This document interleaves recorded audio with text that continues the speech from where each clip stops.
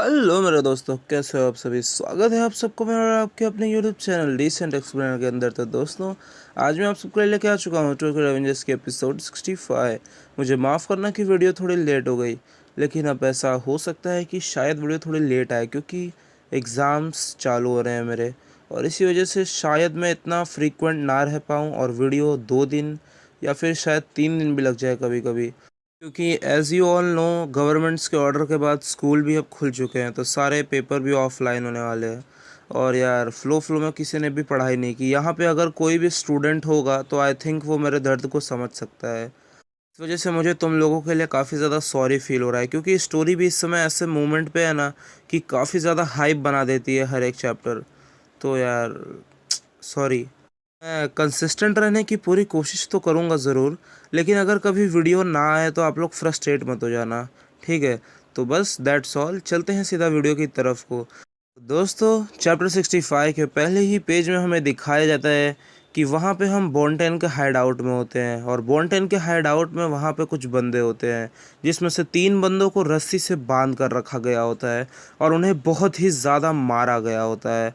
और उसके बाद दोस्तों, उनके मुंह पे एक पट्टी लगाई गई होती है जिससे वो कुछ बोल ना पाए, और वो दर्द से कराह रहे होते हैं। और वहाँ पे एक और बंदा होता है, वो अपने मुंह में एक कैप्सूल डालता है, और उसके बाद वो कैप्सूल खाने के बाद बहुत ही ज़ोर से चिल्लाता है और कहता है कि बॉन्टेन के जजमेंट को इन धोखेबाजों के ऊपर लाया जाए।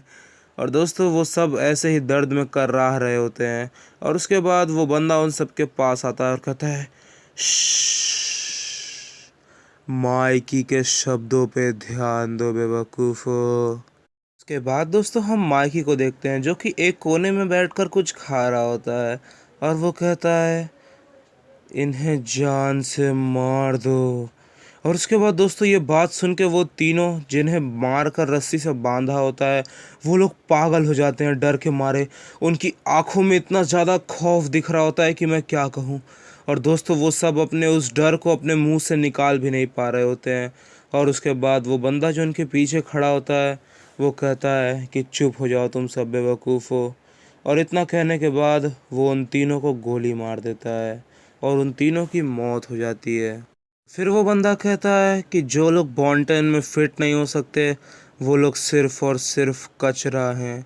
और दोस्तों, इस बंदे का उसके बाद हमें इंट्रोडक्शन दिया जाता है। ये बॉन्टेन का दूसरा सबसे ताकतवर बंदा होता है, और इसका नाम होता है सांजू हारुचियो।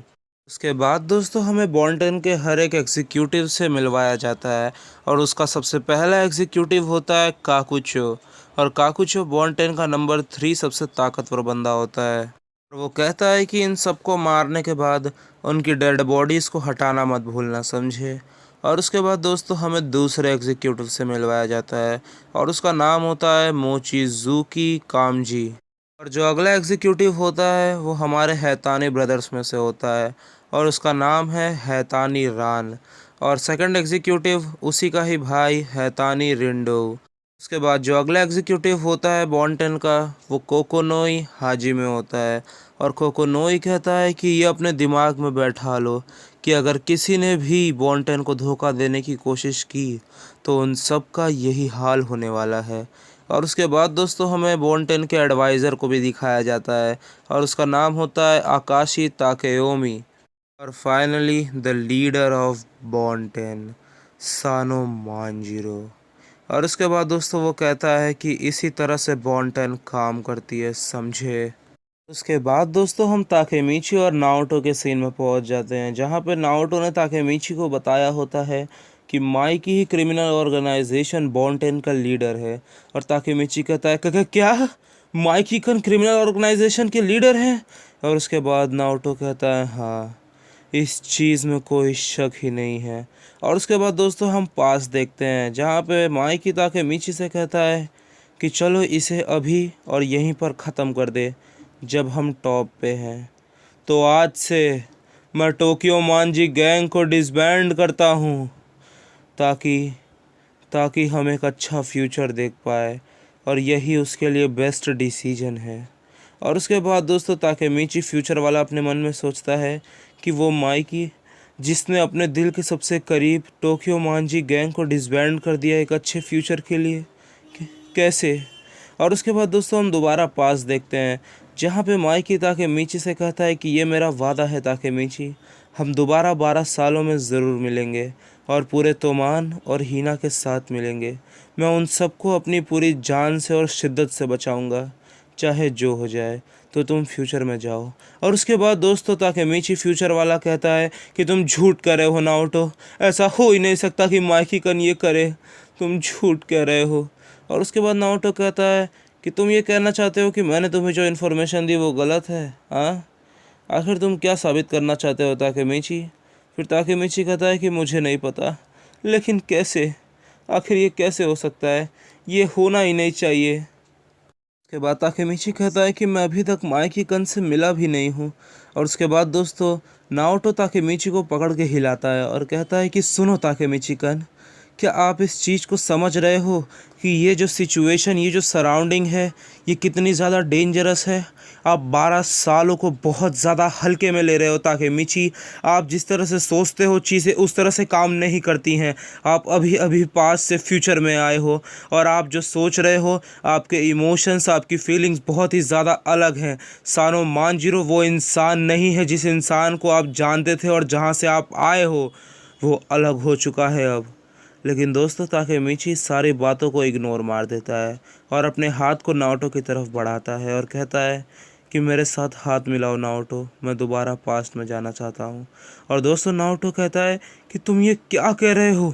और उसके बाद ताकेमीची कहता है हाँ, मैं माइकी से मिलना चाहता हूँ, मैं पास्ट में जाना चाहता हूँ, मैं उसके सारे ट्रू इंटेंशंस को जानना चाहता हूँ कि वो चाहता क्या है नाओटो। और उसके बाद दोस्तों नाओटो ताकेमीची को दोबारा पकड़ के हिलाता है और कहता है कि अपने आप को संभालो ताकेमीची कन, आपने मेरी बहन को बचा लिया है। आपका गोल आप उसको हासिल कर चुके हो। आप जानते हो सानो मांजिरो उस रास्ते पे नहीं है जहां आप चाहते हो, और किसे क्या फ़र्क पड़ता है कि वो क्या कर रहा है? आप बिना उसके भी अपना फ्यूचर जी सकते हो, तो आप इतना क्यों सोच रहे हो? और उसके बाद ताकेमीची कहता है नाओटो, मैं यहाँ नहीं होता, ये फ्यूचर आज यहाँ नहीं होता अगर मेरे साथ माइकी कन नहीं होते। और उसके बाद दोस्तों हम पास्ट वाले माइकी को देखते हैं, जो ताकेमीची से कहता है कि ताकेमीची तुम मेरे हीरो हो। के बाद ताकेमीची कहता है कि बस इसी वजह से नाओटो, प्लीज़ प्लीज़, मैं जल्द से जल्द वापस आ जाऊंगा दोस्त। और उसके बाद नाओटो कहता है ठीक है, पर आप जितना हो सके उतना जल्दी वापस आना। और उसके बाद ताकेमीची कहता है बहुत बहुत शुक्रिया नाओटो। और नाओटो कहता है यार, मैं आपसे जीत ही नहीं सकता इस चीज़ में। और उसके बाद दोस्तों वो दोनों हाथ मिला लेते हैं। बस चैप्टर ख़त्म, जाओ घर पे। No, God! No, God, please, no! No! कैसा लगा मेरा मजाक? अरे नहीं, मजाक कर रहा था। चलो आगे पढ़ते हैं। और उसके बाद दोस्तों वो दोनों हाथ मिलाते हैं, पर कुछ होता ही नहीं। और ताकेमीची कहता है कि क्या, आखिर कुछ हुआ क्यों नहीं? हम टाइम लीप क्यों नहीं कर रहे हैं नाओटो? आखिर ये सब क्या हो रहा है?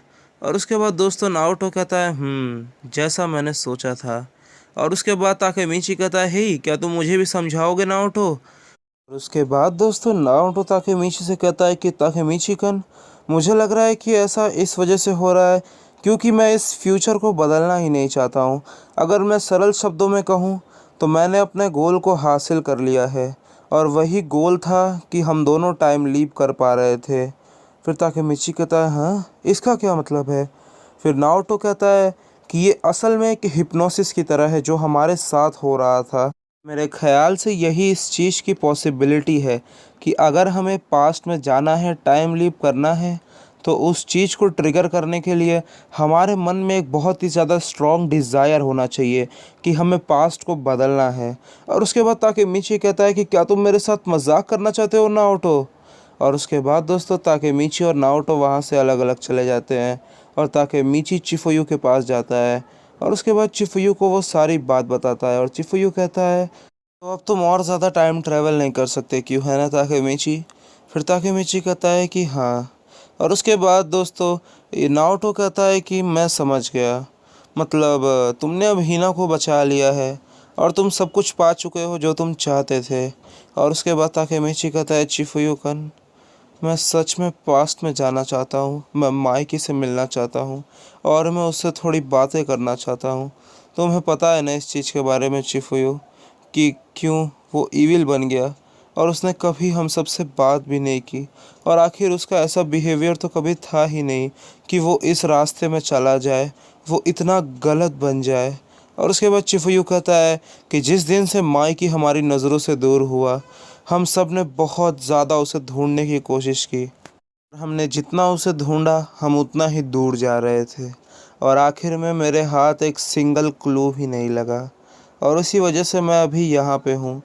और श्योरली माइकी ने भी अपनी ज़िंदगी का पाथ ढूंढ लिया है और जो वो चाहता है वो उसी रास्ते पे चल रहा है। वो अपना रास्ता खुद बना रहा है। इसी वजह से मैंने भी अपनी ज़िंदगी का पाथ खुद चुन लिया और इसी पाथ पे चलने का डिसाइड किया। फिर ताकेमिची कहता है चिफुयू। और दोस्तों ये सारी बातें पीछे से कोई और भी सुन रहा होता है और हाँ वो काजुटोरा होता है, क्योंकि वो भी चिफुयू के साथ ही काम करता है। और चिफुयू कहता है कि अब तुम एक बच्चे नहीं रह गए हो ताकेमिची, तुम्हें पता है ना। और वैसे भी अब तुम और हीना बहुत ही जल्द खुशी भरी ज़िंदगी जीने वाले हो, तो इन सब बारे में सोचना बंद कर दो और बिल्कुल फ्री होकर जियो ताकेमिची। और उसके बाद दोस्तों ताकेमिची वहाँ से बाहर आ जाता है और कहता है कि माइकी अपनी ज़िंदगी अपने रास्ते से जी रहा है, जो रास्ता उसने खुद ही खुद के लिए चुना। मुझे इस चीज़ से कोई तकलीफ़ नहीं है, पर फिर भी। और दोस्तों ताकेमिची बस माइकी का वो हंसता हुआ चेहरा याद करता है और डिप्रेशन में चला जाता है। और तभी वहाँ पीछे से काजुटोरा आता है और कहता है कि मैं भी अभी वाले माइकी को बर्दाश्त नहीं कर सकता। और ताकेमिची कहता है हे, कौन है वहाँ। और उसके बाद वो कहता है काजुटोरा का नाम। और उसके बाद काजुटोरा कहता है कि 10 साल से मैं उस जेल में था। ऐसा लगा कि वक्त थम सा गया और जब मैं बाहर आया तो तोमान नाम की कोई चीज़ एग्जिस्ट ही नहीं करती थी। बिना माइकी के सारी चीज़ें बिना मज़े के चल रही थी, कुछ था ही नहीं। यहाँ पे कोई चीज़ बिल्कुल किसी काम की नहीं थी। फिर ताकेमिची कहता है काजुटोरा कन। और उसके बाद काजुटोरा कहता है कि पर यहाँ पे एक चीज़ ज़रूर है, माइकी ज़रा भी बदला नहीं है ताकेमिची, वो अभी भी वही माइकी है। बस हमें उसे दोबारा पहले जैसा करने की ज़रूरत है। कि ऐसा बंदा है कि वो अपनी तकलीफ़ों को कभी किसी के सामने नहीं लाता है, वो सारी चीज़ों को अपने कंधों पर लेकर चलता है। और ताकेमिची कहता है हाँ ये बात तो बिल्कुल सही है। और उसके बाद काजुटोरा कहता है कि वो ज़िंदगी जो माइकी अभी जी रहा है वो वैसी ज़िंदगी नहीं है जो ज़िंदगी वो चाहता था, और ना उसने ऐसी ज़िंदगी कभी सोची थी। इसका मतलब कि मैं हमेशा तुम्हारे पीछे हूँ हानागाकी ताकेमिची, हम एक साथ काम कर सकते हैं। तो चलो सबसे पहले तोमान के सारे बंदों से मिलते हैं और उसके बाद एक डिस्कशन करते हैं। फिर ताकेमिची कहता है हाँ हाँ। और उसके बाद ताकेमिची कहता है कि अगर मैं कैसे भी पास्ट में जा पाऊँ तो मैं वहाँ पे श्योरली माइकी के बारे में पूरी रिसर्च करूँगा और उसे ढूंढ कर एक सही पाथ पे ले आऊँगा। और उसके बाद काजुटोरा कहता है कि चलो बाद में मिलते हैं। फिर ताकेमिची कहता है हाँ श्योर, और कहता है कि चाहे कितना भी समय लग जाए माइकी कन, मैं सब कुछ सही करके रहूँगा। के बाद दोस्तों ताकेमिची आकन के शॉप पे जाता है, जहाँ पे आकन एक हेयर स्टाइलिस्ट होता है। और ताकेमिची बैठकर बस यही सब सोच रहा होता है और कहता है कि ऑलरेडी 2.5 महीना हो चुका है और मुझे कोई भी क्लू नहीं मिला। और उसके बाद आकन कहता है हे ताकेमिची, तुमने आखिर ऐसा सड़ा सा मुँह क्यों बना रखा है और तुम इतना ज़्यादा स्ट्रेस्ड क्यों हो कि सारे मिडल डूड्स लगातार बॉन्टेन के बारे में सर्च कर रहे हैं पर उन्हें कोई भी इन्फॉर्मेशन नहीं मिल रही है बॉन्टेन के बारे में। ये काफ़ी ज़्यादा मुश्किल है। उसके बाद ताकेमिची कहता है कि तुम उन सबको कह दो आकन कि उन्हें ये सब करने की कोई ज़रूरत नहीं है, अब वो सब रुक सकते हैं। और आकन कहता है क्या क्या तुम हार मान रहे हो। और उसके बाद ताकेमिची कहता है नहीं, चाहे कितना भी समय लग जाए मैं माइकी कन को तो ढूंढ के ही रहूँगा। अगर आखिर मैंने अपनी पूरी ज़िंदगी में कोई एक चीज़ सीखी है ना टाइम लिप करने से, तो वो यही है कि मैं कुछ भी हासिल कर सकता हूँ अगर मैं बस हार ना मानूँ। और उसके बाद आखन कहता है हे ताकेमिची, तुम्हारा फ़ोन की घंटी बज रही है। फिर उसके बाद दोस्तों ताकेमिची फ़ोन पिकअप करता है और कहता है क्या हुआ हक्काई। और हक्काई कहता है ओह हे ताकेमिची, मैं जापान में वापस आ गया हूँ, क्योंकि अब हमारे 12 साल पुराने टाइम कैप्सूल को खोलने का वक्त आ चुका है। और उसके बाद ताकेमिची कहता है ओह कि क्या? तो दोस्तों आज का चैप्टर सैडली यहीं पर अंत होता है। मुझे पता है कि फिर से मैं काफ़ी ज़्यादा हाइप में छोड़ रहा हूँ तुम लोगों को। भाई मुझे खुद गूज़बम्स आ रहे हैं कि आखिर सब बंदों ने क्या क्या लिख रखा होगा, स्पेशली माइकी यार।